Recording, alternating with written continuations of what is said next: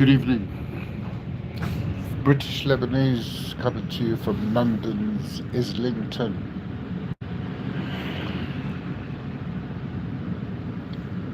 Just been tweeting out Professor Agabagawa, whatever his name is.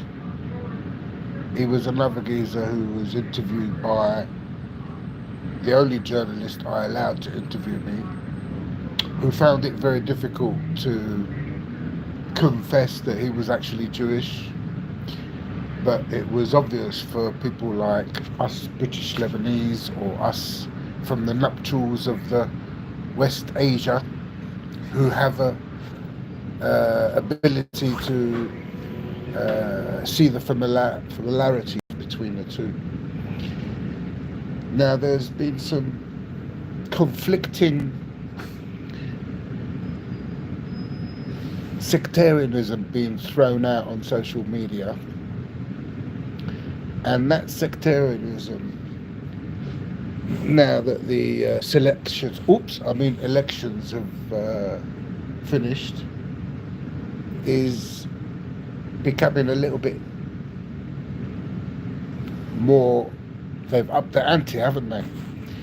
There seems to be a conflict between these journalists that were interviewed by Maurice Herman and Professor Agazadan, whatever his name is, who lives in a glass house only towards the end of his 2-hour interview, which he spoke on most of the time, but was quite frankly debunked towards the end by the person who he allowed to interview him. And then towards the end of his podcast, or her podcast, he came out with a confession, which up until then I was thinking to myself, what has gone wrong with this guy? He was always talking the other way, and now he's flipped over to the other side and is giving it the old neocon, neo-lib pretender anti-Zionist attitude with his jargon, blabbering his mouth on what now I've come to realise is probably what he's been restricted to speak from an open capacity, like someone like me, because I'm not a journalist. And this is what makes my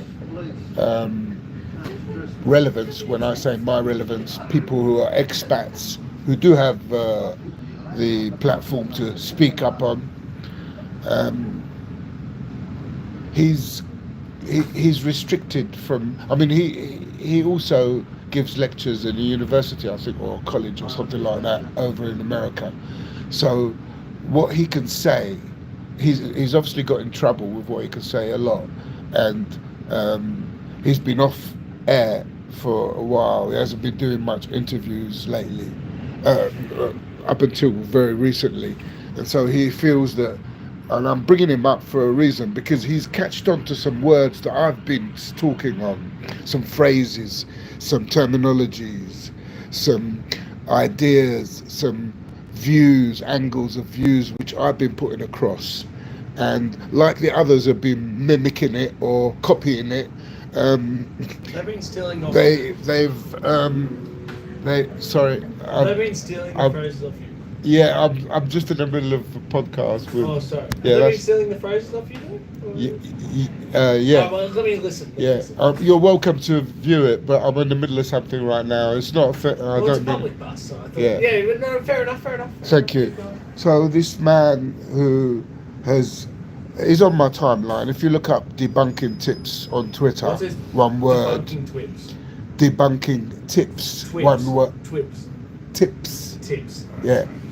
And so what I'll do is I'll sit at the back of the bus, because I don't want to really No, sorry, I wasn't disturb. That's fine. I just don't want to stand out as the main one in there.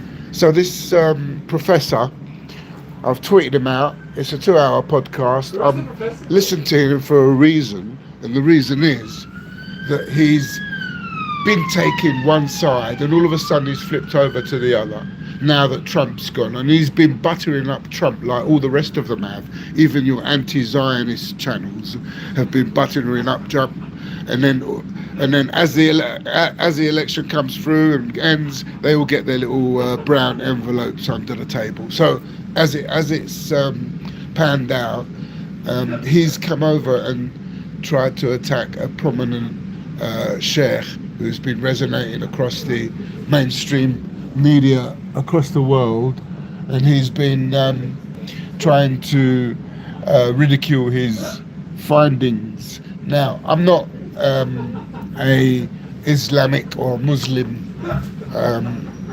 type of. I've been hijacked here. I think I'll move away from. We've got an American chap here who likes to. I'm Australian, mate. Are you Australian? The same thing, isn't it? Something like that, isn't Yeah, it? I guess. All right. And you got some voices here who We're all Australian seem too, like so they want to make their voices heard, obviously, because they are the cult supporters, and we make sure we annotate when we see fit what's going on in this world that we live in. Eh? So now we've got a multicultural society that's also heavily embedded in there. How can I say, Frankists that have been formed out. Not Frankist, what were they called again? Those Frankensteins that have been created. And they're walking Frankensteins because of the programs that have been put into them on YouTube and so on. And so Mr. Azerbaijan, whatever his name is, with due respect to him, yeah, he's been interviewed. I used to watch his stuff, and only because the interest only lay with the fact that he's been interviewed by Maurice Herman. So I kind of gave him time to see. If Maurice Herman's interviewed him, he's obviously got something to say. So let's see what he has. And I think towards the end he made an indirect confession that he can't talk properly because of his position as a professor, because he works in uni or something like that. He gives lectures. So that is... but I thought if that was the case, then should he be speaking in that podcast? Should he have... He's obviously had a lot of other things to say, including ridiculing eschatology. And to my knowledge, personally, I never heard about eschatology before until Sheikh Imran came into the matter. And it's a very, very wide subject of a wording, of interpretation of something which just reminds me of what did that Ali Dawah say, that Islamist or whatever that word was. I looked it up and I found out it was a word that can be translated into a new definition of translating things, and then I indulged into it, and then it came up to some kind of these organisations that as if to suggest that it was like a new type of world order of translations, and for it to be associated with Ali Dawah and Muhammad Hijab and all these kind of characters who affiliate each other with each other, it just opens the can of worms to these figures, these people who have been given platform on social media and have had gone shot straight up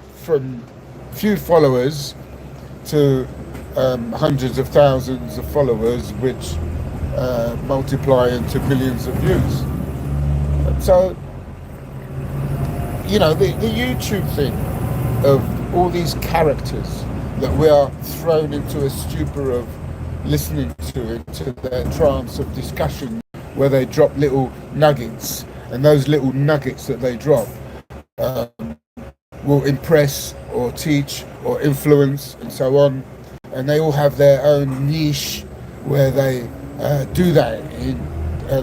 I mean, and it just kind of makes you sit back and listen to different views. And I know I've done my side of it. When I say my side of it, I speak differently to these people. Why?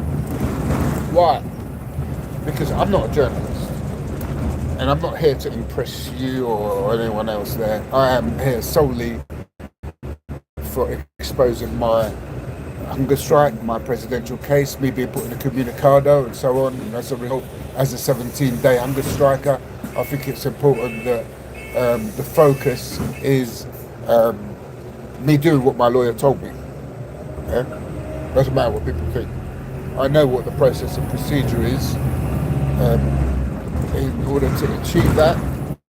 But there are people who are putting block on it. People who have violated international protocols, who violated the bar, who violated my rights, human rights, and the list is endless.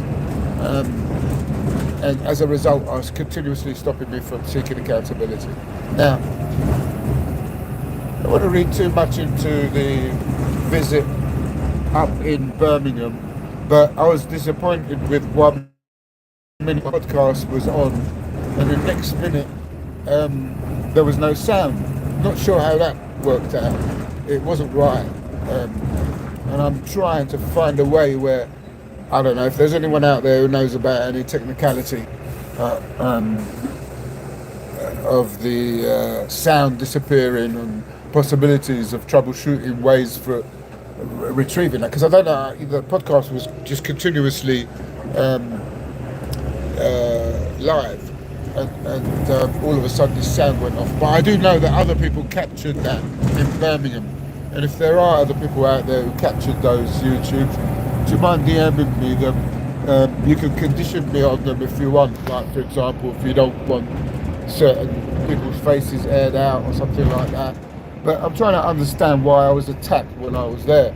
And as you can see from today, someone just tried to intervene as I was on live. And I'm not really a fan of people intervening into my podcast while I'm deep in a focus of a subject or trying to put across a point of view that's going to throw me into a brain fade.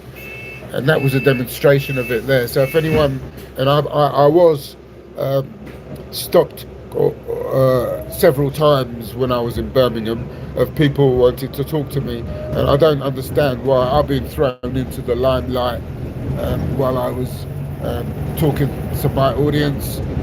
When I walked in there with the intention of not going live on my podcast, and I actually told the bouncer that as I was walking in, but when I see everybody else like with their mobile phones up and they were recording, and I thought, well, I might as well. But the fact that I was doing it seemed to have raised some. There were people there who looked like that they've never seen. The people there who look like they've seen an alien who's just come from Mars. Or that as if I was some kind of informer or something stupid like that made them stand caution or be caution. On the other hand, it could well be what I also suspect was a baiting of a action to reaction for someone to call me a Zionist when I'm sitting there wanting to watch Sheikh Imran Hussein live there in the seminar he was doing. Could be an sort of thing. He didn't look. I think the description of the bouncer was that he was a bit aggressive, and but I don't understand why it triggered him to. And then there were other people that were coming round behind me and looking at my phone, and I'd look back and I'd see several of them move away. So I thought, well, if that's the case, then why don't I capture them to show you? Because it's not fair that I'm seeing what's going on and that you can't see it. Otherwise, what are you going to think? Exactly.